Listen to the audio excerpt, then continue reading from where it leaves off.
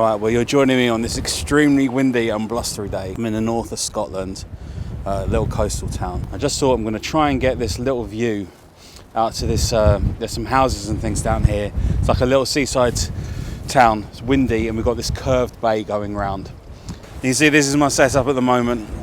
I'm using the 5D Mark 1, yeah, the Mark 1. So as you can see out in the sky's quite bright. But there's some colour. If I darken it down, you can see there's some colour in the sky, and I want to try and capture that. Like in this exposure now, the dark areas are really dark, so I will be bracketing the exposure for this. So I'll do 2 stops above, 2 stops below, so it'll be 3 and 1 in the middle. So it's 3 shots. The camera will do that itself. It's the most it can do, and that'll give me plenty of dynamic range to capture this. So the tripod I'm using is the Manfrotto B3 tripod. It's lightweight, it's quite good. It's pretty cheap for what it is, so it's a pretty decent tripod. Certainly fine for this. The only thing, because it's so windy, I think the wind's probably about 35 miles per hour roughly. The only thing I have to be really careful with is I might have to just put some weight down on the tripod like this, you know, just use my hand just to try and keep the tripod reasonably steady. When I focus, I'm just pressing this button, so I've set the camera up for back button focusing. I'm just going to focus on the background itself, and I'm going to get the apertures about f11, I think. Yeah, I'm going to go for f11. Or I might try and time the shots. If there's like a lull in the wind, I might be able to get my shutter speeds a bit slower. So we'll see how it goes. The wind's really strong at this moment. One of the things to do when it's like this is to try and time your shots to take it as soon as you feel a gust dying down, because at that point you know that you've got less chance of getting some camera shake in there. So the composition really for me, I'll try and show you what the idea is compositionally.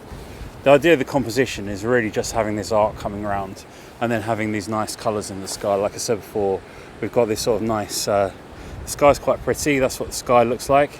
Just as I'm looking at this, I'm changing my mind slightly about 3 exposures.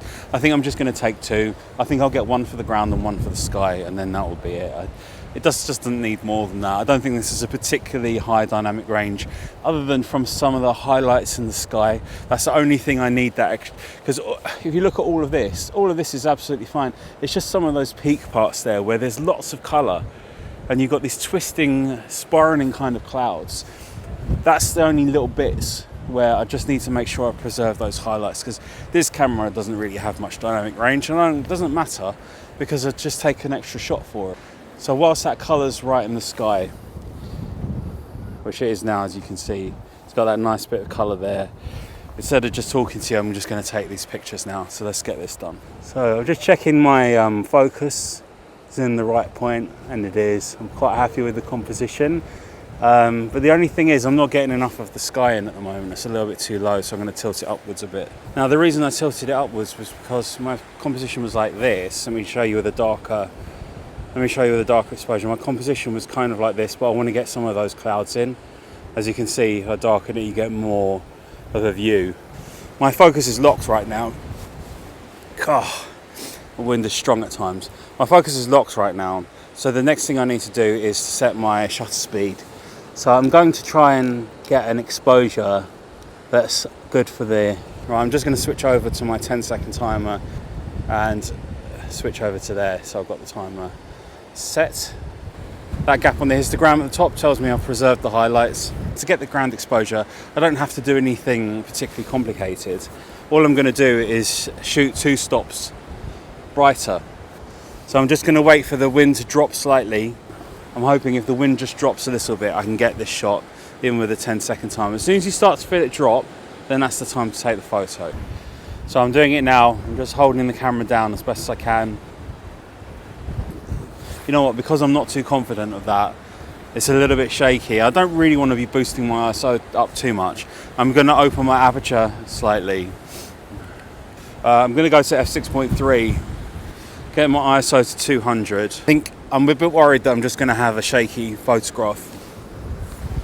So I'm going to take the aperture to 6.3, ISO to 200, get an 1/8 of a second. I know that sounds really slow, but I think it'll have a better chance, or maybe I can get it to keep it at a 1/10 of a second. Let's go for that and see how that goes, because it's just I think that might be okay. There's little bits of lulls. I'm going to take it now. It's just dropping off.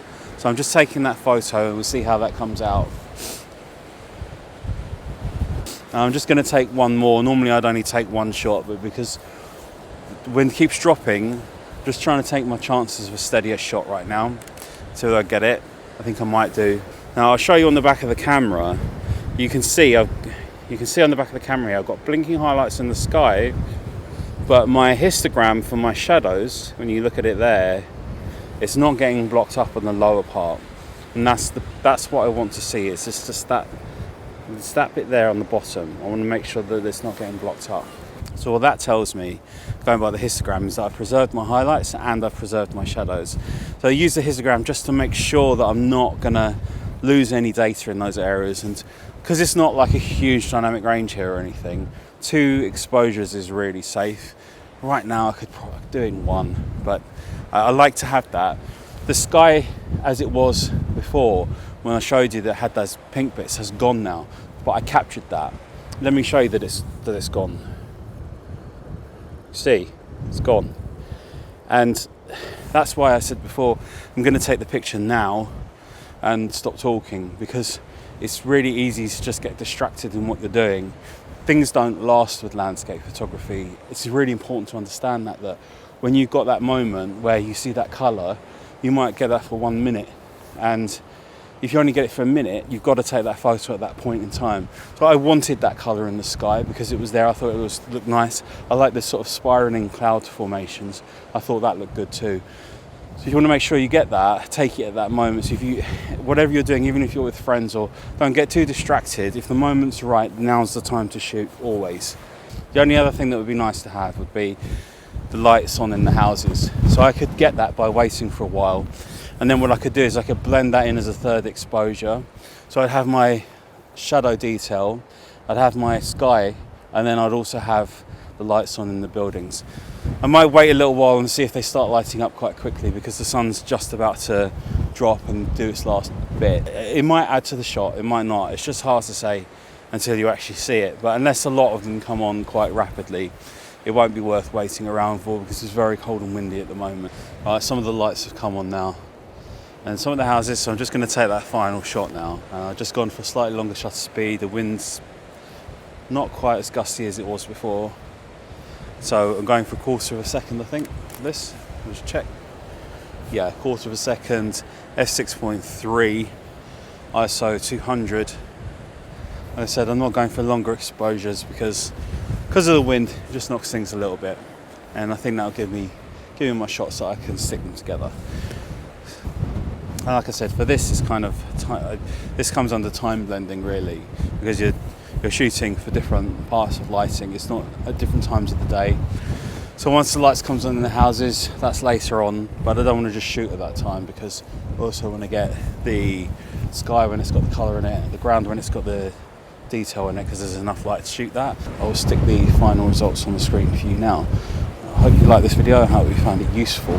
Remember to give me a thumbs up and subscribe if you're new around here. Lots of new videos coming soon. Take care. Bye.